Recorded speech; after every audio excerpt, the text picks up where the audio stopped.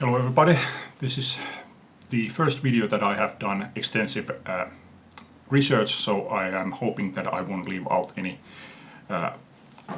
important details. The show that was originally titled as Singer Presents Elvis, later it was known as NBC TV Special, and then finally as Elvis's 68 Comeback Special, was originally aired on December 3rd, 1968. But let's start back in 1967.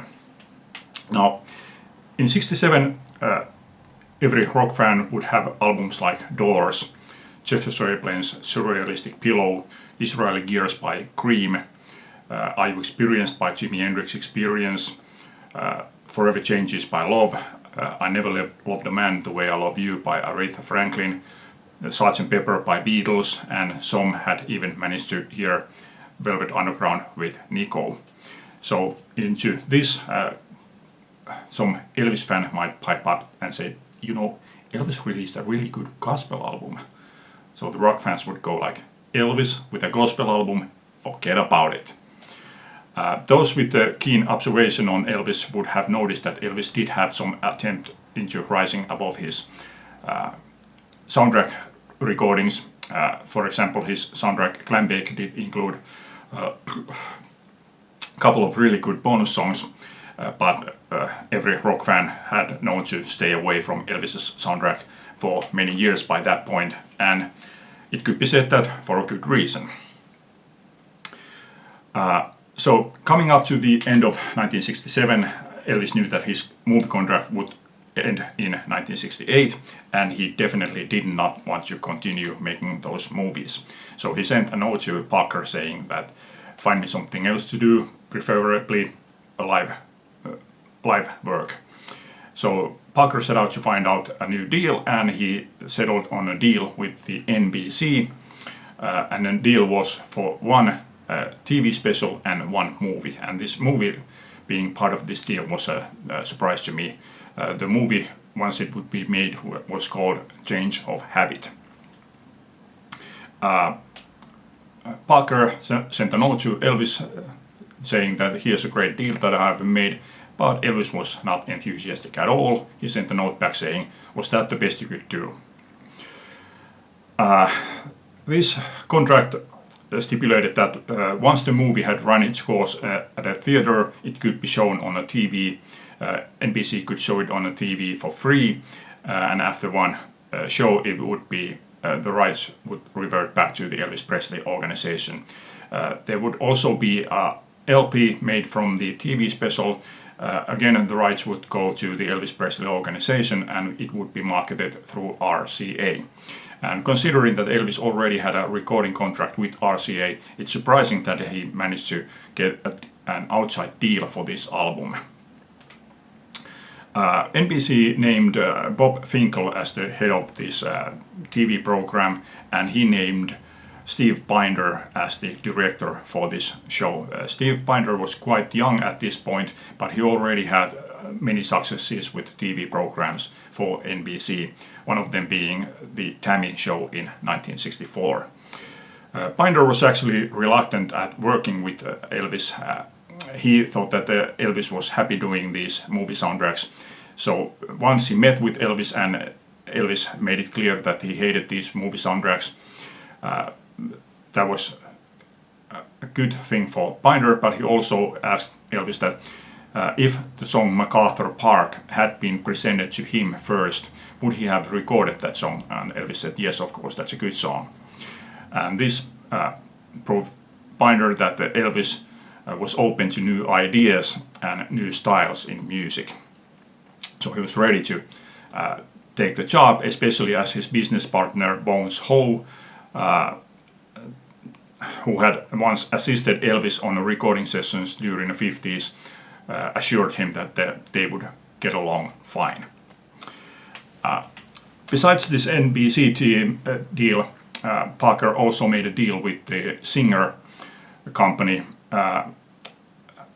Singer paid $400,000 for their part in participation for this show.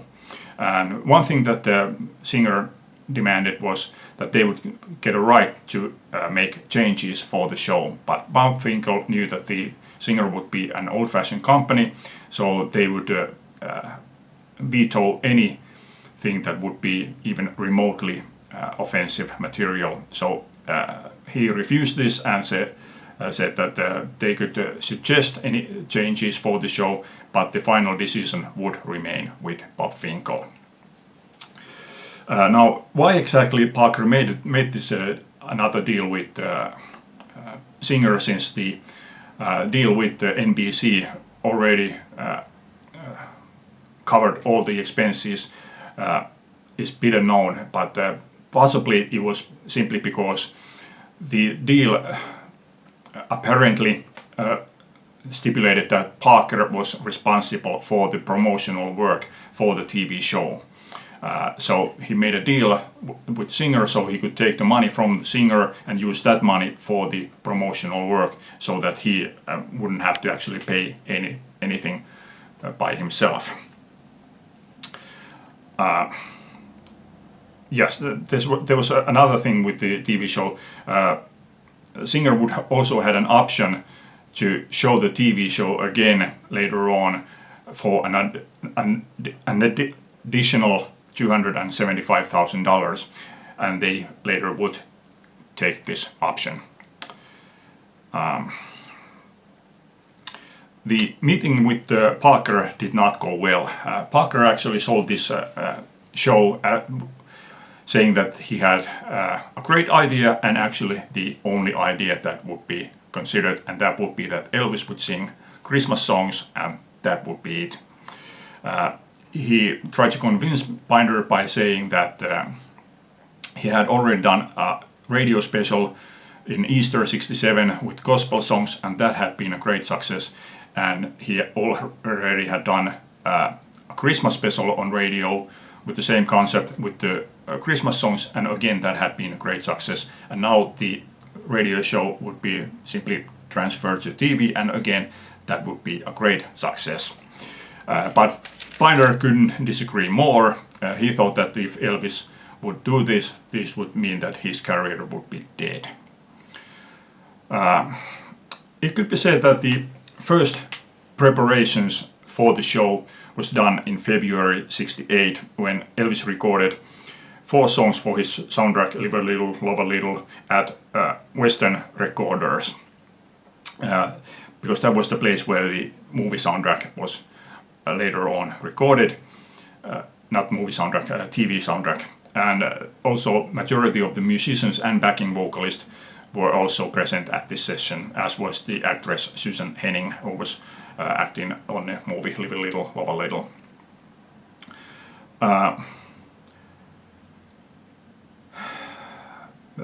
Elvis and Steve Binder had several meetings during the preparations for the show, and at one of these meetings Elvis was already expressing his concerns about performing in front of a live audience.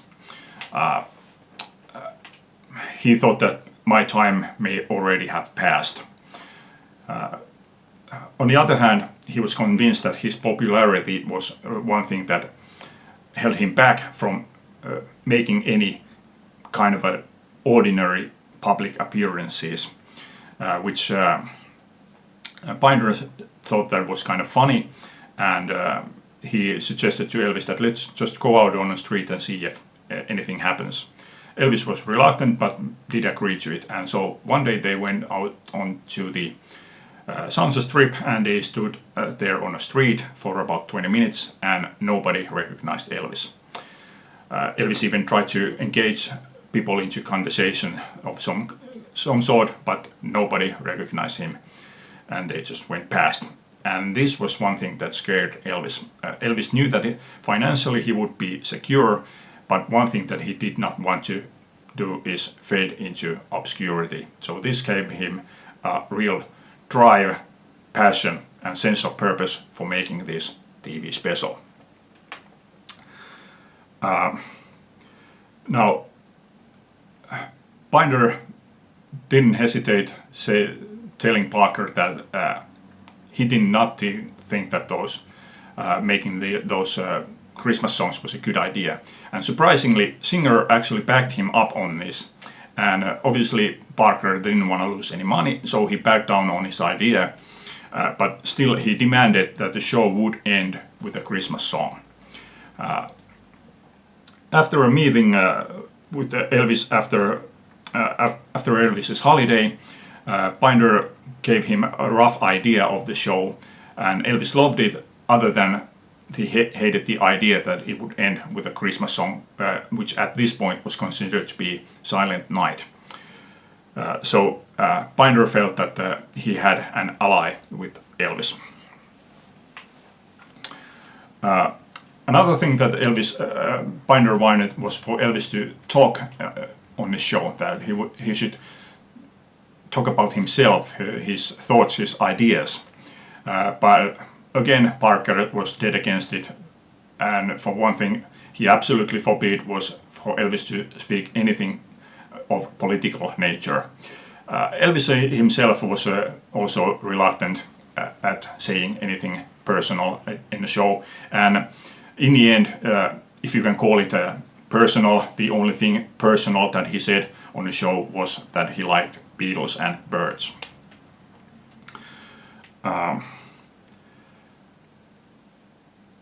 Parker wasn't the only one that Binder had to fight with. He also had to fight with NBC, and one thing that he fought over was that NBC wanted him to use the studio orchestra, but Binder wanted to use musicians that had already worked with Elvis, so both the musicians and Elvis would be relaxed while playing the music. Another thing was that the NBC wanted that the shows would include Christmas songs and there would be guests. There had been several TV shows around different musicians. For example, there had been a Johnny Cash TV show, but there had never been a TV show based on just one artist. There had always been guests. But Steve Binder crushed these ideas, saying that this will be about Elvis and Elvis alone. One battle that Parker did won originally, or at first, was the arranger. Parker named Billy Strange as the arranger for this TV show, whereas Binder wanted to have William Goldenberg as the arranger. Billy Strange was very secure in his knowledge that since Parker himself had named him as the arranger, that the job would be his. So he was in no hurry to make to write any arrangements. And as the time went on, Binder went over to Bob Finkel to tell his worries, and Bob Finkel simply said that fire Billy Strange and hire whoever you want. And so he fired Billy Strange and hired William Goldenberg, who actually again was very reluctant at working with Elvis. He also thought that Elvis was very happy doing his movie soundtracks, which he didn't want to have anything to do with. Again, he met up with Elvis and found out that Elvis hated those movie soundtracks, and he really wanted to work with new music. So he agreed to do this job. Billy Strange, who had been busy actually working with Nancy Sinatra on her album, was very surprised to hear that he had been fired. So he went straight to Parker to say that, hey, I've been fired from this job. So how about you get me my job back? Well, Parker was furious over this. And Parker actually threatened to cancel the whole show, but again Elvis sided with Binder, and that was that. On the 11th of June, Binder sent Parker the tickets for the stand-up shows, which already had been agreed to. It was Parker's job to distribute these tickets to the young audience. Binder made it clear that he wanted there to be a young audience, not elderly people waiting for Christmas songs. He wanted them to be young audience, so this show could be sold directly to the young audience. On the same day, there was a first full draft of the show script. As it stood at that time, it was 91 minutes long, and at this point the sit-down shows had not been planned at all. So even without the sit-down shows, it was 91 minutes, and it was supposed to have been 60 minutes. So he went up to the NBC to talk about it, but NBC laughed him out, saying that it's 60 minutes and that's that. At this point, the final number of the show was marked down only as Christmas song. But only 5 days later, this was changed when the song If I Can Dream was brought into the play.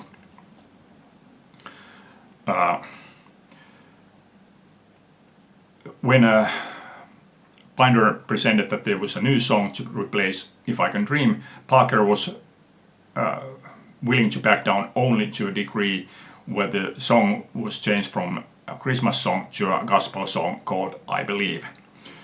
But again, Elvis sided with Binder, and he chose If I Can Dream over any Christmas song or the gospel song. Parker was absolutely furious, and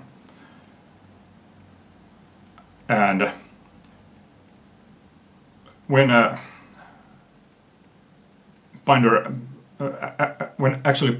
confronted Parker with his idea of using If I Can Dream as a final song, with Elvis present there, Parker absolutely refused this, saying that both me and Elvis wants to end the show with a Christmas song, so that's how it shall be done, and even asked Elvis that, isn't that so? Elvis was just staring at the floor, and he just nodded his acceptance. But once Parker left, Elvis said that just never mind about that, we will do whatever we want.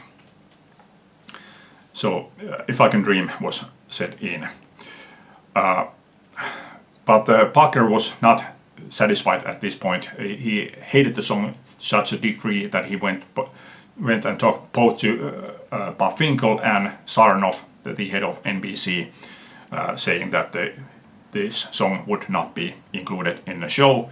But when both Binder and Elvis sided with the song, it was decided to be kept in. Once the actual filming moved to the NBC studios in Burbank, Elvis started hanging out there more and more, and eventually he even moved there. He had a room made for him over at the studios. And one thing that he did to spend time while not filming the show was that he played music with his friends in his room. And they played music there, played songs, and they were reminiscing about the old times there. And once Binder found out about this, and he was present there, he realized that this is gold, this stuff, and that we have to include this. He went to Parker, asked if he could film those backroom stuff, and Parker obviously absolutely refused this. But surprisingly, he did suggest that if he could rearrange this on a live stage before a live audience, that would be okay. And this is how the sit-down shows came to be. And although the sit-down shows came as an afterthought, they were actually filmed before the stand-up shows. The only thing that Elvis and Binder actually were at odds with each other was the gold lame jacket. The gold lame jacket was one thing that Elvis had worn back in the 50s, but he had found the jacket to be actually very uncomfortable. But as a favor to Binder, he accepted to use the jacket.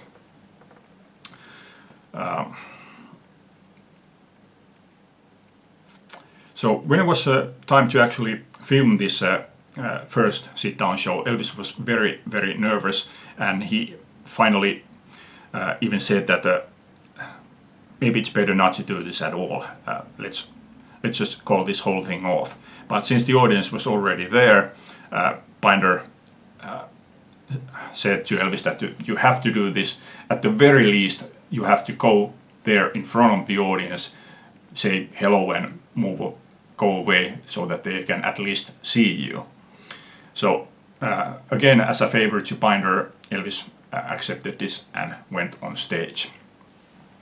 So when he went on stage, as you can see in the video, he sat down and said, well, thank you and good night. You can believe that Binder was nervous that was it. But he did sit down and started playing the song. Another thing that they had already agreed prior to the filming was that once Elvis would start playing the song, When My Blue Moon Turns to Gold Again, that would be the sign that Elvis would be finishing up his show. So after one song, he started playing that song again, Binder being in panic that the show is about to end, but Elvis quickly moved on to another song. One thing that happened just prior to this was the audience was supposed to come into the studio, and when the TV show staff went to let the people in, they found out that there was hardly anybody there, and it turned out that Parker had not distributed those tickets. So the TV show staff became very busy trying to call up their friends.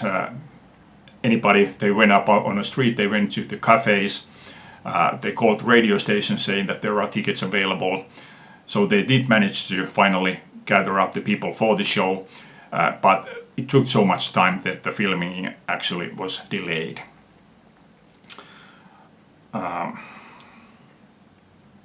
As you can see from the film, Elvis had a paper on which there was some suggestions, as Elvis talks about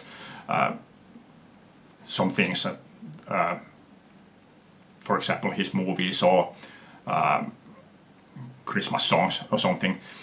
This came from the talk between Elvis and Binder. Elvis was very worried when Binder simply said to him that just go there and talk about some things that comes to your mind between songs. And Elvis was really worried that what if nothing comes to my mind? I'm standing here with you and I can't think of anything worthwhile to discuss that would be related to the songs. So he said simply that I will write a note to you so you can read there, and that will keep the show moving on. So that's why the paper was there. The only battle that Binder really lost was so-called bordello scene. This was part of the TV show, which he later said that nobody would have cared, nobody would have batted an eye if he had not called it a bordello scene. But since he called it bordello scene, NBC immediately cut that scene off. He desperately wanted to be included on it, but NBC called it completely off. No way, that's not going to be included on it. So the bordello scene was finally first time aired on the 20th of November 1977 on a show called Memories of Elvis, which was hosted by Anne Margaret. For the two stand-up shows, which were filmed 2 days after these sit-down shows, the seating arrangements was changed in a way that the audience, which like on the first sit-down shows, were divided between two audiences. The idea was that there's first show with one audience, and then the audience is changed, and for the second show there's a different audience. But now there was enough room so that they brought both of the audience in at the same time, so the audience got to see two shows for the price of one ticket.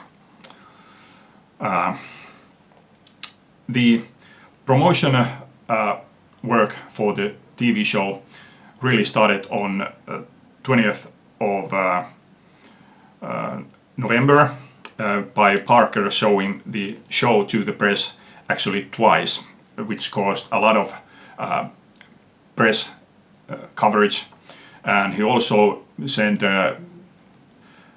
promotional stuff for the hundreds of radio stations across the country, and also bought advertising from hundreds of magazines across the country. So that part of his job, Parker really did do well.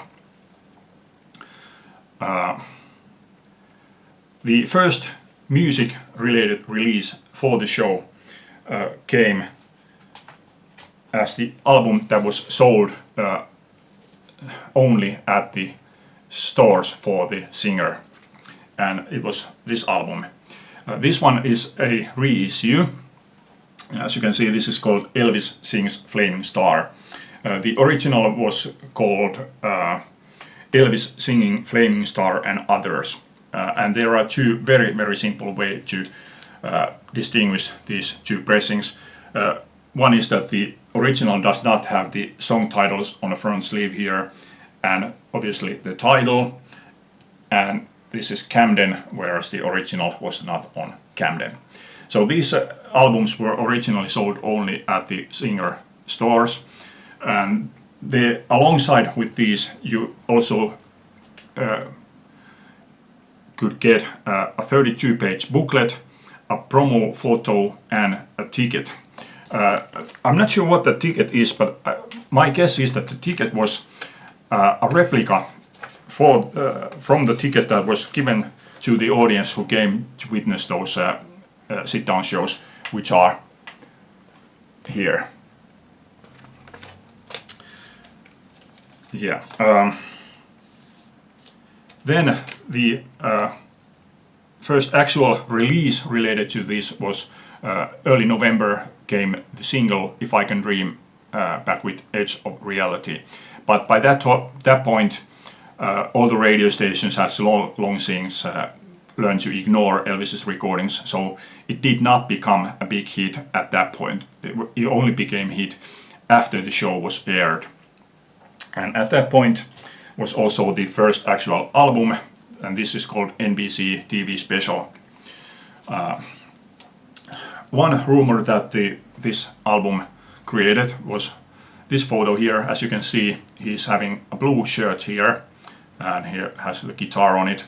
As you can see here, Elvis was, during these shows, he was wearing black leather suit. So this photo, along with another photo where you can actually see a drum set with DJ Fontana. DJ Fontana, Scotty Moore, was invited to the show by Steve Binder. He also invited Jordanaires along, but Jordanaires were busy, so they couldn't make it. But this photo and the other photo with the DJ with the drum set also created a rumor that there had been another sit-down show before the two sit-down shows. But this photo and the other one was actually taken during the setup for the show.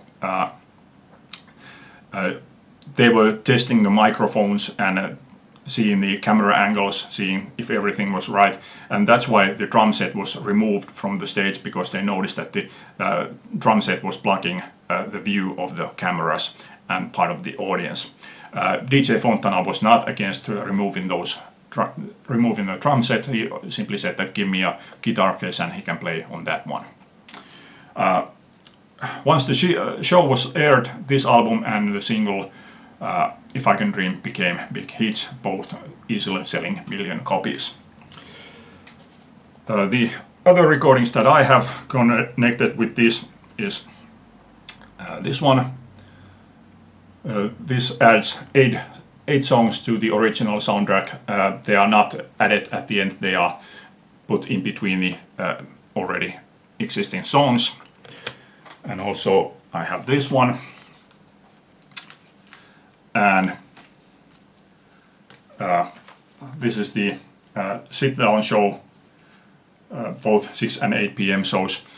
These shows were already released on a CD back in 1999. They were CDs called Memories and Tiger Man, and those CDs also included other material than just these shows. And I also have a triple DVD which includes every single take of every scene, every song that was filmed during the making of this TV special. And it was just last Friday, or is it this coming Friday, that there is a box set being released, which I believe includes all of this material plus everything that was recorded for the show on CDs. Yeah, okay, that's it. Only one minor thing, or rather two little things. The release of this album was almost delayed because Elvis demanded a couple of small changes for this record before it was released. The only major thing, in my opinion, was that he demanded that the opening song "Trouble Guitar Man" was turned into a medley here. Originally those two songs were separate, but he demanded that they are to be made as a medley here, and also he demanded little things like adding more bass to the gospel medley. The one thing that I had never heard, even though that I could say that it is my favorite Elvis song of all time, is the "If I Can Dream" from this soundtrack version. The soundtrack version is the backing track is the same as on the single, except that this includes a live vocal over the backing track. But on this backing track, I had never noticed until I read about it, he actually makes a mistake on it. He gets the "if I can think, if I can talk, if I can stand, if I can walk." He gets that sequence wrong, and I had never noticed that before. But yeah, okay, that's it. Hopefully I haven't made too many mistakes here. Hope you like this. Thanks for watching. Leave a comment. Bye.